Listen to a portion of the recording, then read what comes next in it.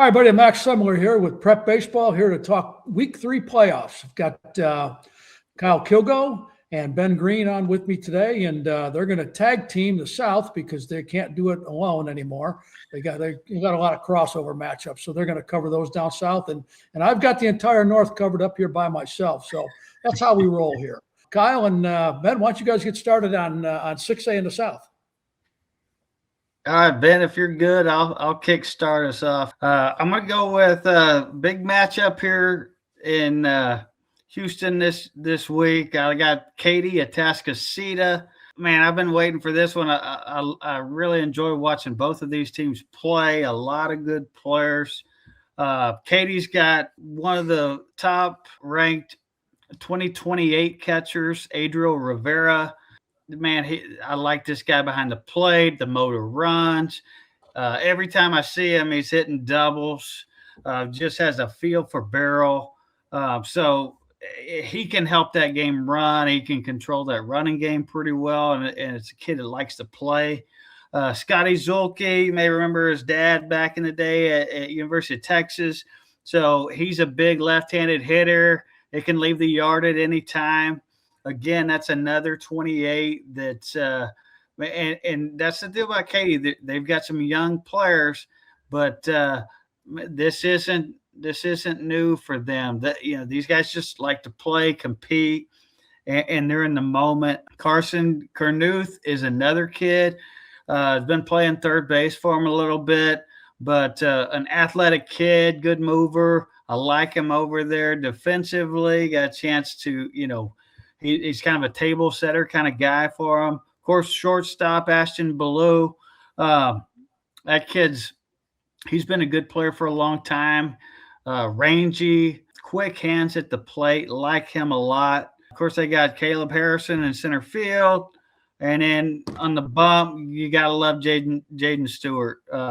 That's a 90-92 mile-an-hour arm, U of H commit. It's a big-time slider. It's a swing and miss pitch. So that's kind of Katy a little bit in a nutshell. And then moving over to Atascocita, you got Jackson Wooten at short. Jackson McKnight, that's an 87, 89 mile-an-hour sinker. Good player on both sides of the ball. John Carlos Ortiz, you guys may remember. He was one of the PBR top-ranked, hitter of the week kind of guys, but he's dangerous at the plate, boy. He's dangerous at the plate. Ty Higginbotham, left-handed arm, left-handed bat. He's going to be good on both sides of the ball, and that guy can pitch. And it's not going to be overpowering 95, but he's going to move that ball in and out, change speeds. He's got some real pitchability. Of course, Cole Edwards, Caleb Thomas is another one, an athletic player, toolsy. And that guy's got 43 stolen bases this year, so watch out. Look for him to be stealing some bags, if you will. So it's going to be a good matchup with Katy and Atascocita over there. I'm looking at Region 4 down here near me. That Buda-Johnson-Cedar Ridge series stands out. It's a couple teams I've seen a lot this year. Cedar Ridge more in the start of the season. I just caught Buda-Johnson in the bi-district round when Laredo United came up to play them.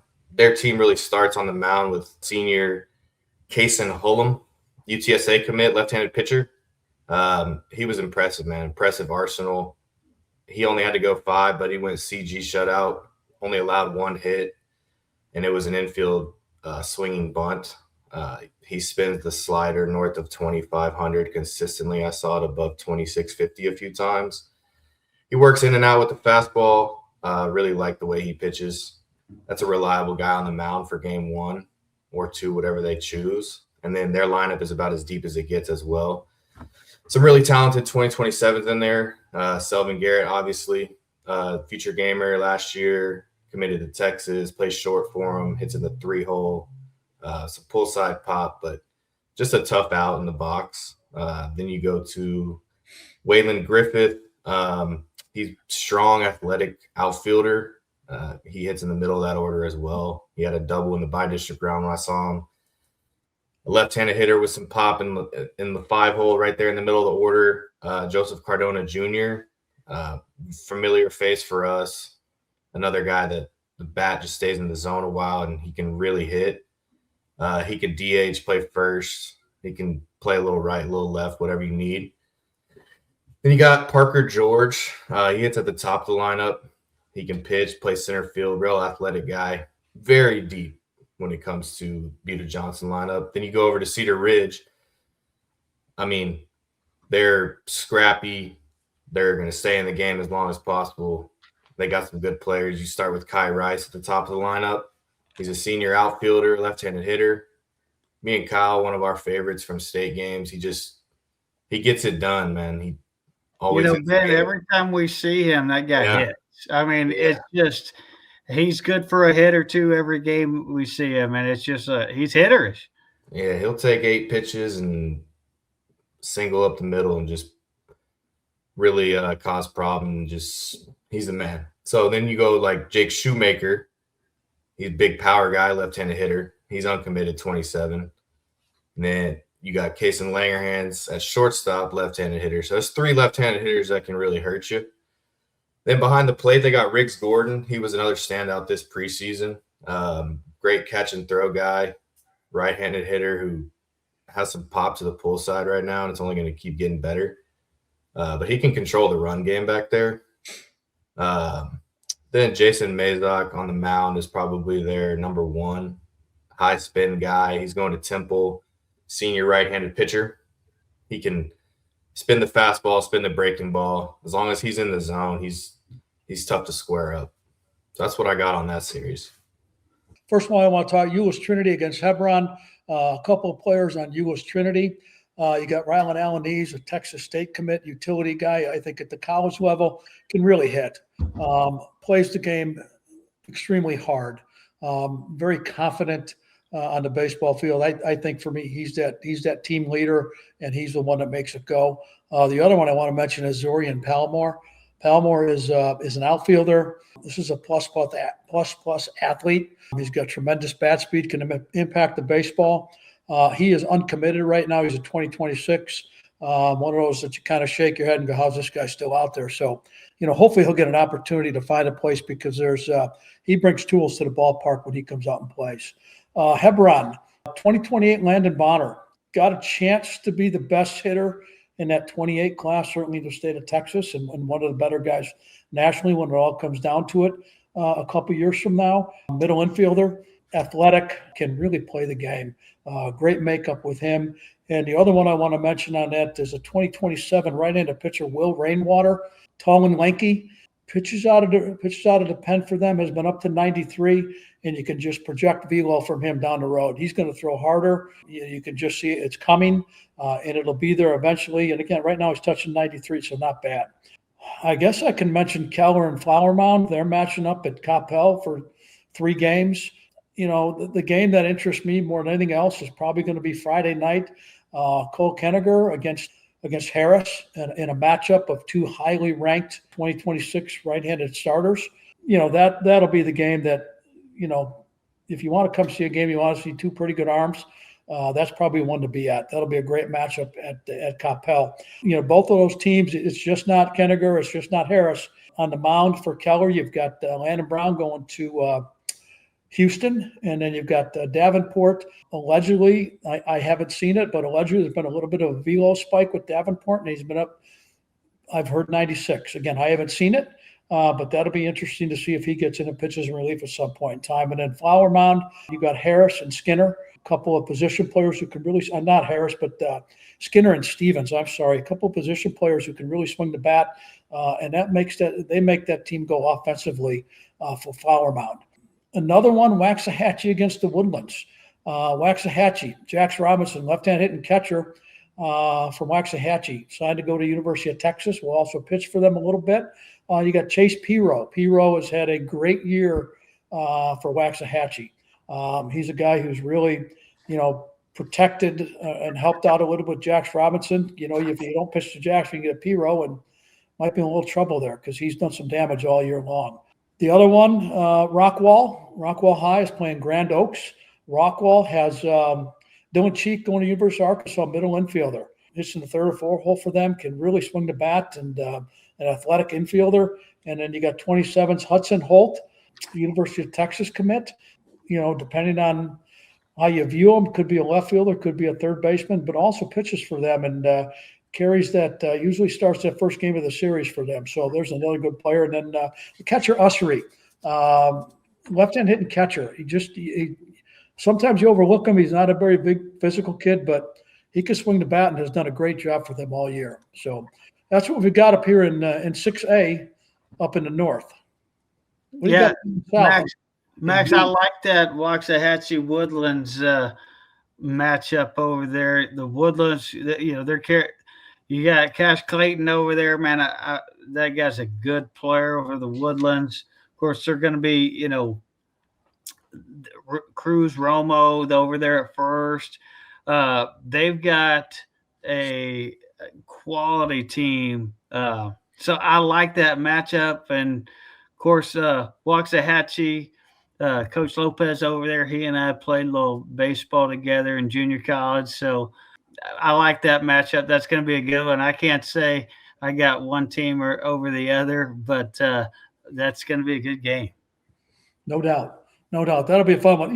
Just stop. I'm going to tell you Waxahachie's going to win, but they're from the north. Let's go ahead and talk about Division II. By the way, projections that surely go wrong. Just listen to what I say. What do you got? Well, I didn't want you to feel left out up there in the north, all by yourself, all by your lonesome up there. So hey, we'd chime in on a little bit. Okay, 6A Division II. Man, I'm liking this Spring Branch Memorial. So Houston Memorial, Alvin. Spring Branch Memorial, that was one of the teams we had ranked at the top, from the get-go. They've had some kind of internal things going on, over the course of the year, but the kids have flourished and kind of fought through some adversity. So, that's been really a blessing to see. They've got a young buck over there, Evan Morrison. I rarely see that kid leave the zone. And that kid can play short, he can play center, he can play left, he can play second. Athletic kid, left-handed hitter, but man, he knows where the zone is and he can find some barrel. And so he's kind of a mature hitter for his age. And they usually have him hitting at the top part of that order for those guys. Of course, Cash, the pitching is going to be, depth phenomenal for Memorial. You're running Cash Scarborough out there. I mean, that's a 95-mile-an-hour arm, but he can pitch. So you're going to see plus breaking stuff out of him. He's a competitor over there. Matthew Manis, another kid, left-handed arm. It's a 93, 94-mile-an-hour arm from the left side, spins it well. Ben Fuqua is another one. That's a 2027 lefty. And I've seen him run it up to 89, 90 before. And, I really like his changeup, the developing breaking ball, of course. So they're going to be pretty deep on the mound. Of course, you can run Sprandio in there, Dirta in there as well. But, those guys are also going to hit. So, those guys are athletic and they got a chance to run some balls out of the yard, drive some runs in. Of course, you got to like Jake Ernest over there as well in the outfield. So that's going to be a good match. Alvin's got a couple plus guys over there that we've seen and like. Anthony DeSanto, he's kind of a middle of the order kind of bat. It's a left-handed bat. It's a smooth left-handed swing. Key catches for him over there. So he controls that game a little bit. I like him in a leadership type role there. And kind of moving on, Grayson Merrick, he's going to bring some physicality to the lineup. He's plays short for him, a solid defender. Easton Burgess is another one. And Easton's interesting because he's going to run out, he'll pitch a game. He'll be at third base for a game. He may be out in right field for game 3, so he's going to be kind of all over that they utilize him because he can do a lot of things and bring some physicality to it as well. Of course, Grant Jackson, another he had a really good week last week, a good series, and so we'll see him on the bump playing third base as well, kind of hitting in the middle of that order for Alvin. So pretty good matchup there. Going to be fun to get out and watch those guys compete a little bit. I'm looking at Region 4 once again down by me. You got Westlake, PSJA. Westlake's just that team that I said it last week. I'll say it again. Everyone kind of counted them out because they got off to a rough start, and here they are in the region semifinal. They're matching up against a pretty good PSJA team. They're led by, I know you remember him from the South Texas Scout Day in the fall, John Reyna on the mound. Right-handed pitcher, 2027. Big physical kid, very projectable. He was mid to upper 80s with the fastball. Dominated in that look, and he's had a great season so far. That'll be he spins it well. Yeah. We got a good look at him down there.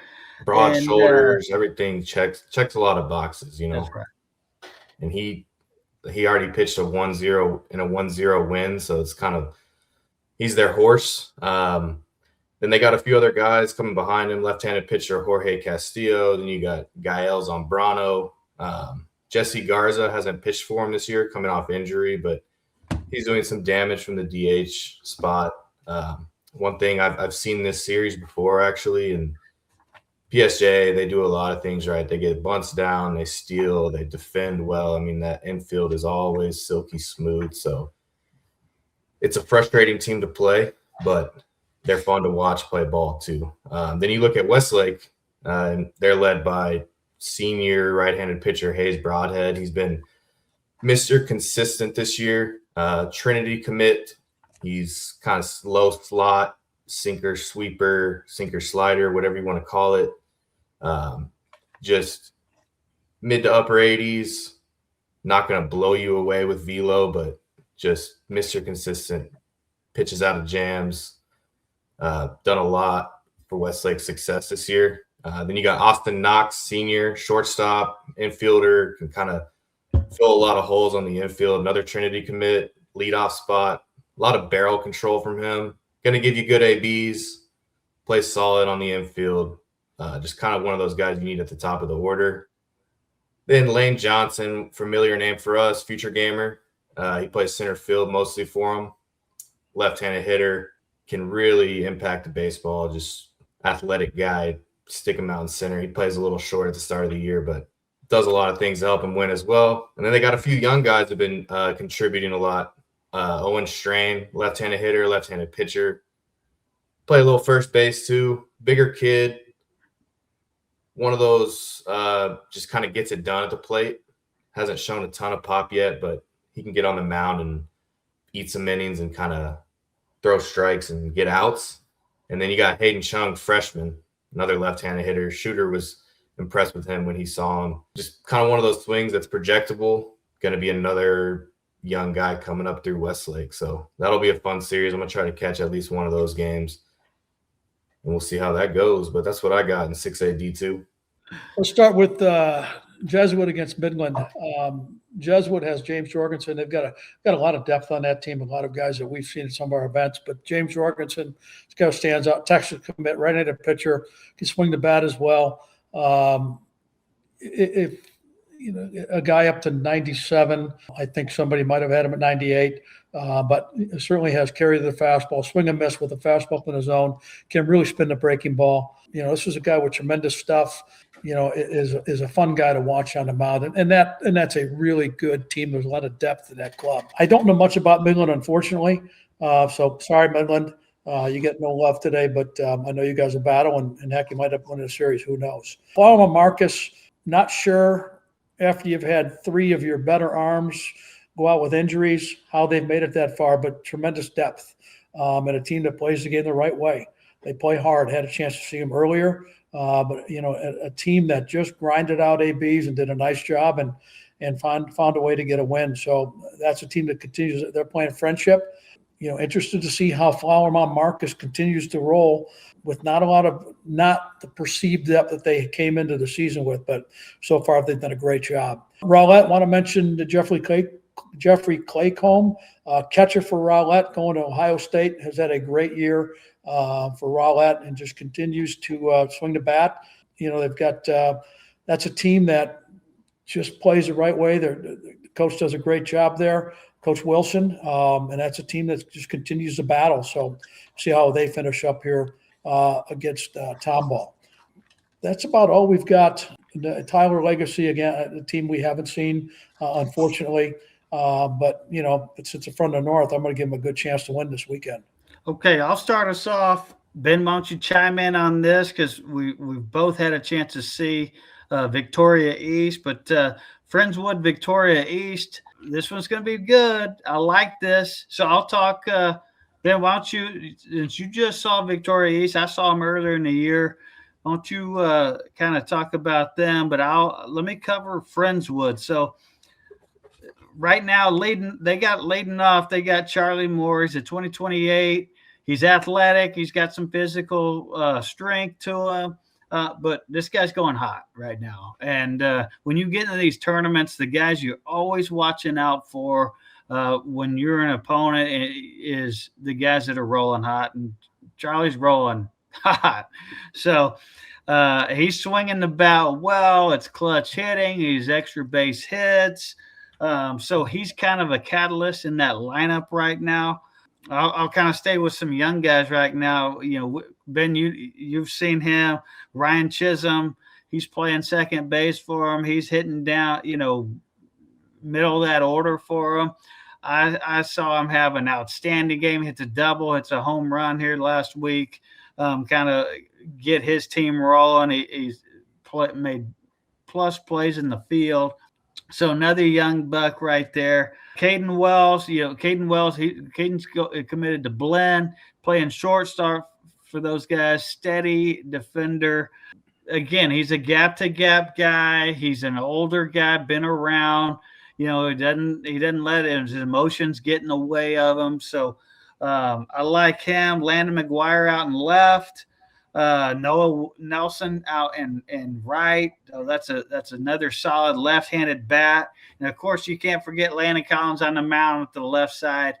That is, every time I watch him, I mean, there's some deception to him. It's a good arm, but he can change speeds. It's a 3-pitch. I mean, he'll go left on left change if he needs to. He'll go slider change, and he can run it up there, low 90s, but it's got movement. And so he pitches and he's not afraid to work in. He works up and then spins that breaking ball down.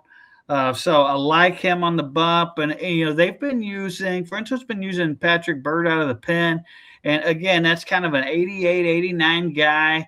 Comes in and spin it. When he is on, he shuts it down. You got to watch out for the BBs every once in a while. I think that's a lot of guys, but he'll come in when he's on. He's tough to barrel up. Friendswood's going to come, hot and heavy out of the chute. They're playing well. So I like this matchup, and I'm going to turn it over to you for Victoria East because that's a good team over there, Ben. Yeah, they are. I got a chance to watch game one of their series in the area round this past round, and it was a loud showing offensively, boys.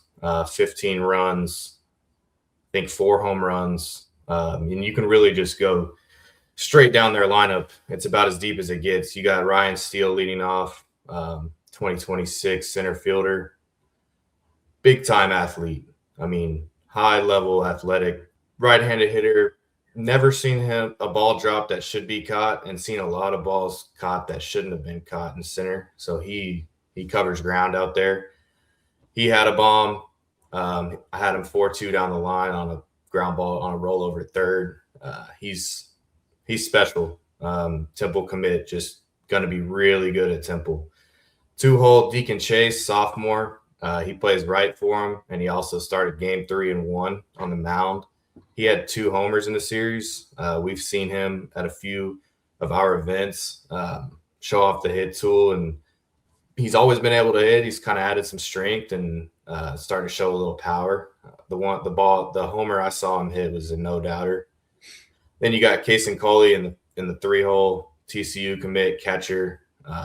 He's sub 2 pops between innings. No one really challenged him when I was there, but receives well. Leader, kind of keeps his cool. Can manage the pitching staff. He's a fun player to watch. 4-hole, you got Bentley Blinka, plays third. He can run for his size too. He's been a 6-7 runner at our events before. He had a homer, 3 hits. Right-handed hitter with some juice and some real athleticism. I'm sure he could play outfield too if needed, but I've seen him make some eye-opening plays at third as well over the years. Cameron Strife, he hit a walk-off home run. He played left in the game I saw, kind of a stockier build with some power, and he made one of the better catches I've seen all year, sliding up against the fence in foul territory, and then got a chance to walk it off with the run rule in the 6th and did it. Then you go another sophomore we've seen some of, Caden Krywitz. He played first, but he can play around the infield, kind of a corner infield guy, can play outfield. He can pitch a little bit. We've seen him do a lot. He hit a few balls hard in this look. Someone I could see being in the middle of their order for the next 2 years and really developing into some power. At short, they got Parker Barros, 2027. He's a bouncy athlete, a little undersized, but man, he bounces around out there and makes a lot of plays. Kind of a little spark plug at the 7-8 hole. Good guy to have on the team. And then when I was there, I saw Andrew Alvarado pitch, right-handed pitcher, 2027, uncommitted. He was 88-90 for 5.1 straight innings. Was still touching 90 in the 6th. Had him 91 about 3 times. Solid breaking stuff. Spins the curveball north of 2,500. Good shape when he hits it, and quick arm. I mean, he's not the biggest guy, but you could see some strength he could still add on the frame. But yeah, a lot of pro guys were there. I got to see him throw a little bit myself. I like that. That's a good projectable arm. Yeah, he's gonna have a chance. Yeah, a lot of the pro guys were there and for the other team and kind of asking about who is this guy. So that was cool to see. They said they were going to pass it down to some college scouts. So, they've got a chance. And like I said, Deacon Chase finished game 3 on the mound. So he had a really good outing, and they've got a frontline guy with some guys that can fill in innings. So this will be a good series. I'm excited for this one. Look, Alito, I think, is the favorite in 5A Division I. That's a projection sure to go wrong. Mark that one down. But they're playing Amarillo. Alito, Lucas Naraki is the main guy, left-handed pitcher and left-handed hitting outfielder. An LSU commit. Scouts are going to go to see this guy on the mound. I was there last week. I think he's 90-93. I think he touched the 4. Can really spin the breaking ball. In the strike zone with his stuff. Has really continued to improve the entire year. From someone last year, when you saw him last year, you had some questions about the ability to throw strike. Is he going to be able to do it? He has proven that point. He can throw strikes. It strikes over command. The command will continue to develop, but this guy's got stuff and he can impact the baseball at the plate. So that's, and Alito has tremendous depth. It's just not Lucas Naraki. It's got several players on that team who can really play, are going to go on and play in college. That's a team with a lot of depth. A couple others I want to talk about. McKinney North against Ennis. McKinney North has a couple of 2028s. Talon Pate plays second base for him. I think he'll move over to shortstop next year. Left-handed infielder, athletic, can run, can swing the bat, starting to show power. This is a guy who really has taken off this year, and it's not unexpected. Just worried about, was he going to have enough strength? He's starting to develop strength, starting to come. So he's a guy certainly that if you see McKinney North to take a look at. The other is Will Broussard, third baseman, catcher, also pitches for them. 2028, good physical kid, hits 4th in the lineup. another kid that just continues to get better. And I think as he adds strength, there's more to come with his ability. Another one I want to mention, probably my favorite team, Melissa High School. I live in Melissa, folks. That's why I say that. Cullen Scott, 2028, right-handed pitcher, third baseman. He's the guy that everybody knows. Has been up to 99 this year on the mound as a sophomore. Last week did a great job against Highland Park throwing strikes, and it can really impact the baseball at the plate. For me, I know he's hitting 99. I know can spin the breaking ball, but for me, I think he's a hitter down the road. So it's hit over pitch for me right now. It's a great approach to hit gap to gap, but can leave the ballpark. So he's one to watch. And then got another 28 center fielder, Finley Wilson. Has been in and out of the lineup, but can pitch a little bit. If they get to game 3, he gets a start and gives them a chance. So that's what we have up here as far as D1 5A. Got a chance to see Port Neches Grove a couple weeks ago. So let's talk about that group. So they've got Georgetown. And so we're going to crisscross here, I get, with Ben and I on these two teams here. So Port Neches Grove, you got to talk about Eli Curtis. So that's an Arizona State commit, plays both sides of the ball, like him on the bump. It's a 90-plus arm. It's a strike thrower, has ability to change speeds on his stuff. And when I got a chance to see him, he just got better as he went.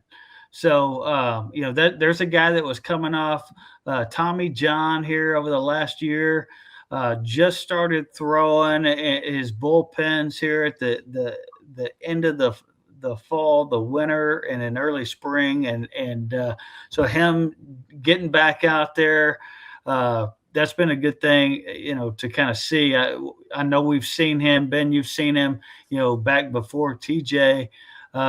And he was a guy that, everybody had their eyes on. So that's going to be him on the bumps, always going to be, a good game. They've got another guy over there, Kason Burnham. I got a chance to watch him.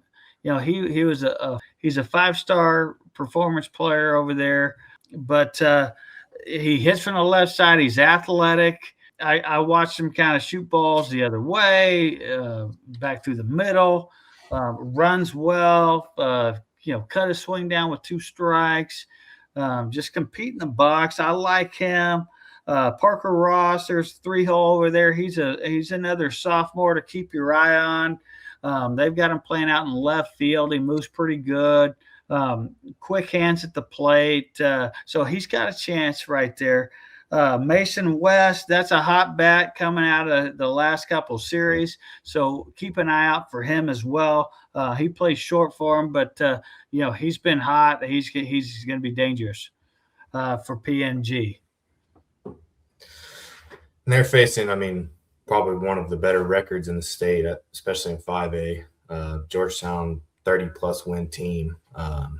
They've just been winning games. Maybe not the toughest district, but you still got to play the games, They're rolling right now. They got Cooper Thomas in the leadoff spot, one of the more athletic players we saw last summer. Rice commit, has some juice, real twitchy, kind of their catalyst in that lineup.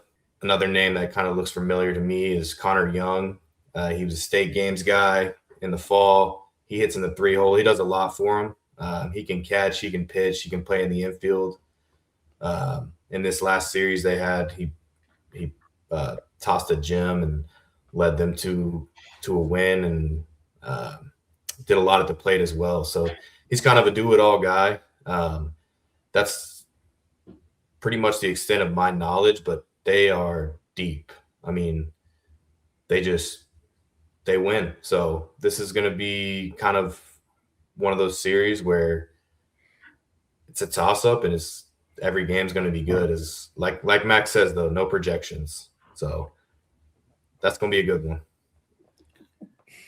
Max, before you jump in there, another one. I know, Ben, you talked a little bit about Liberty Hill last week, but Liberty Hill's got Sherrilyn.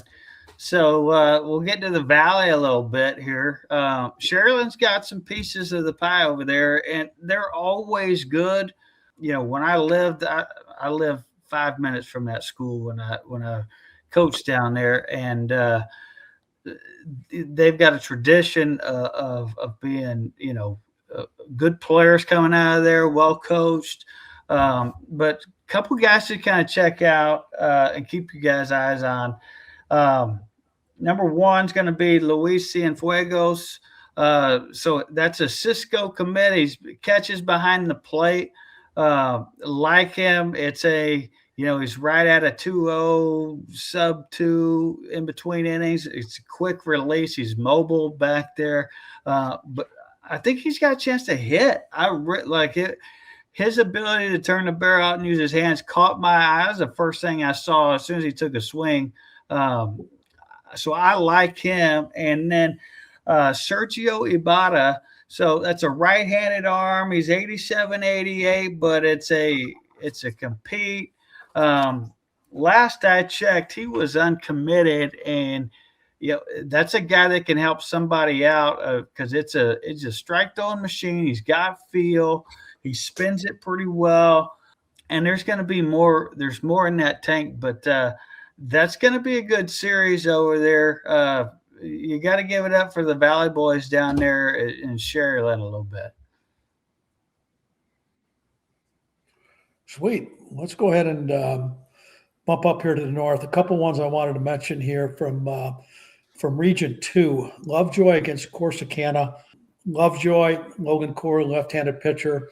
Scarborough, 2027 right-handed starter for Lovejoy. That gives Lovejoy the distinct advantage on the mound against Corsicana.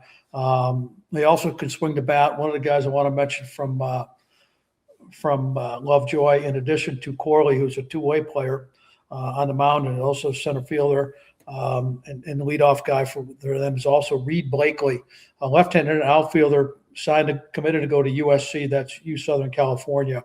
A guy who's really towards the middle of the end part of the year is really taken off at swinging the bat. So, and that was part of that may be the fact he's able to relax a little bit since he's finally committed, because that was somebody who was uncommitted and had some talent, tools, and ability, and I think that probably weighed him down a little bit. So good to see him swinging the bat. And they've got Lucas Smith, the catcher, Sam Houston State, so they've got plenty of depth on that team. Corsicana, Easton Autry, left-hand hitting, third baseman, left fielder, depending on how you want to see it. Texas commit, probably one of the premier raw power guys in high school baseball in the country. Can hit him high and far, light tower power, so that's the one guy. If you're out watching that series, Easton Autry for Corsicana is the guy that you want to take notice of because he can do some real damage. And I think the one nice thing is that they're playing Lovejoy and they have good pitching. So it'll be a chance to see Easton against some arms who I think will pitch to him and not afraid to pitch to him, because that's been a little bit of an issue for Autry this year, just kind of pitching around a bit. So somebody aggressively going at him will be fun to see.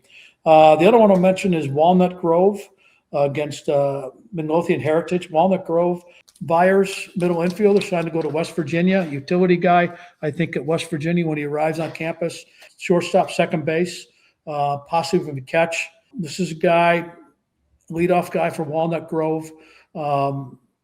He's obviously the best player on that team.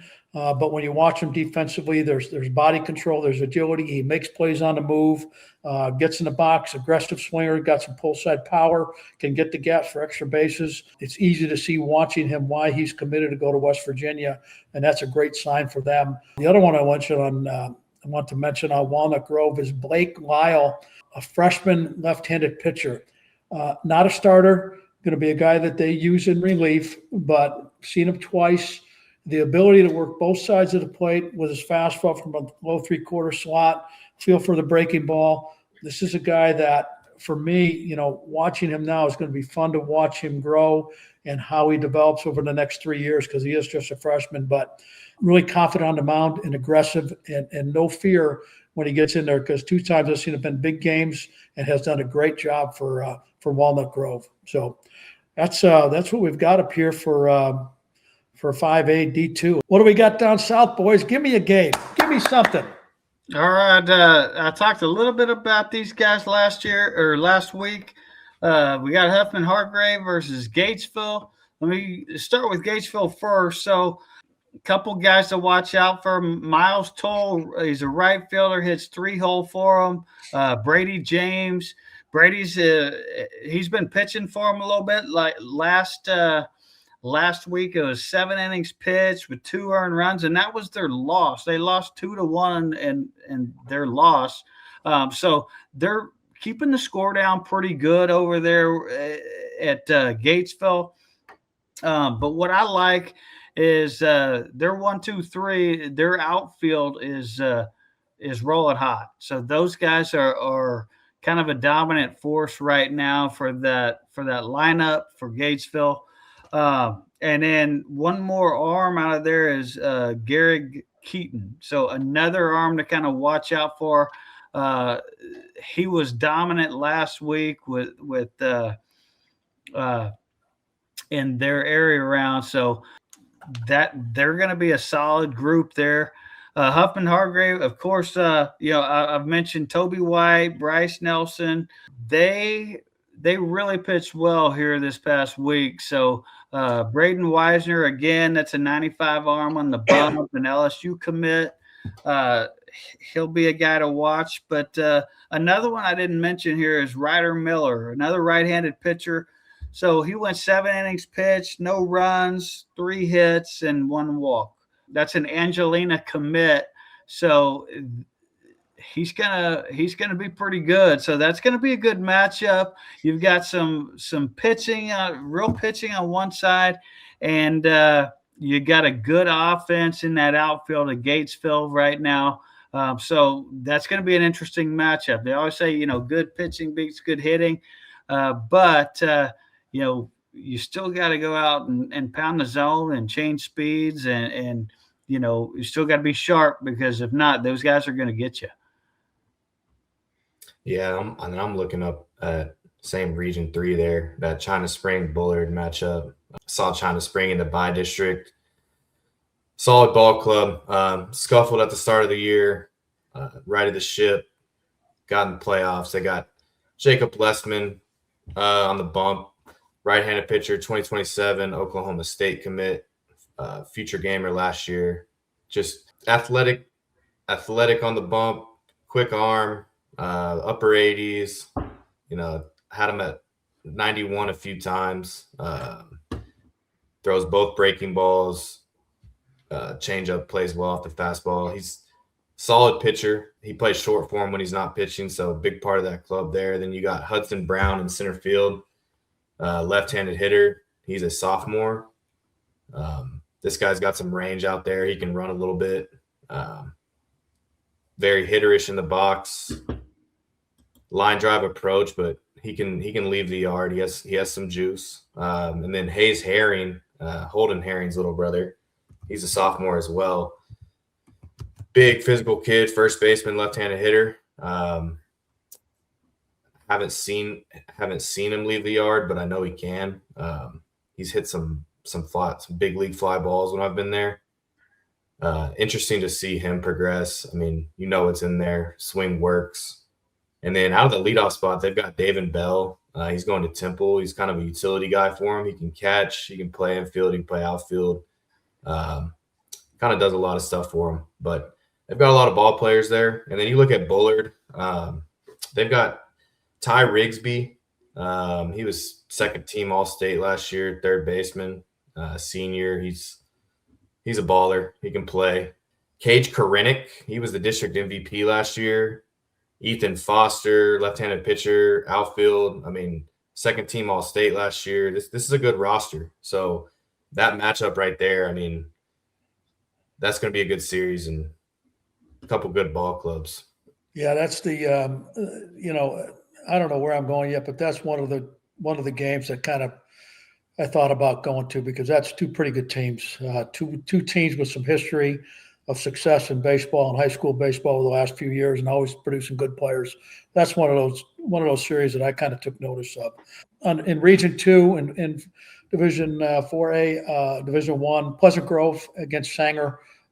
Pleasant Grove, a lot of depth on that team. They've got two guys, University of Arkansas commits, Hunter Rose, left-handed outfielder and left-handed pitcher, and again Spencer Browning, infielder, athletic, plus runner, can do a lot of things. So those are the two guys that are the big names off of that team. But again, Pleasant Grove has, if again a projection to go wrong, I think that they're the favorite to win the state and Division 1 4A. Everybody else send me hate mail. I'm good with it.